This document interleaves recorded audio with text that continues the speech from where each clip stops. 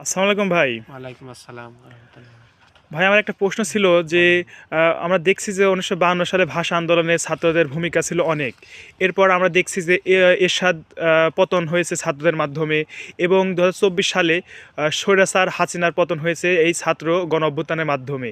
কিন্তু আমরা দেখতে পাচ্ছি যে ছাত্ররা বিভিন্ন ক্ষেত্রে তারা এখনও তারা হচ্ছে তাদের ন্যায্য অধিকার এবং তারা ন্যায্য মূল্য মর্যাদা পাচ্ছে না এবং সমাজে তাদেরকে অনেক অবহেলা করা হচ্ছে। আপনি ছাত্র বিষয়ে কিছু বলবেন নাকি ছাত্রদের হ্যাঁ, ভূমিকা? অবশ্যই।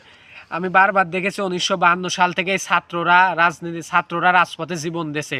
অনেক ছাত্র ৫২ সাল থেকে শহীদ হয়েছে, কিন্তু এই ছাত্রদের মূল্য এই দেশে দেওয়া হয় না।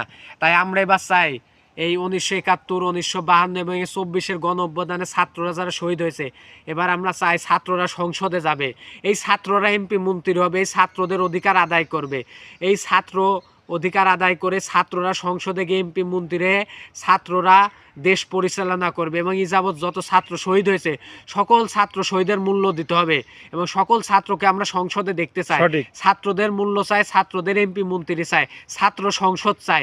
কারণ বারবার যুদ্ধ করে ছাত্ররা শহীদ হবে আর ফায়দা লুটবে অন্যরা, এটার আমরা চাই না। না। আমরা চাই এবার ছাত্রদের সংসদে ছাত্ররা চেয়ারম্যান হোক, এমপি হোক, মন্ত্রী হোক, শিক্ষিত ছাত্র সমাজের বেকার দূর হোক, সঠিক। ছাত্ররা আমাদের দেশে শাসন করুক, তাহলে দেশ সুসংগঠিত হবে।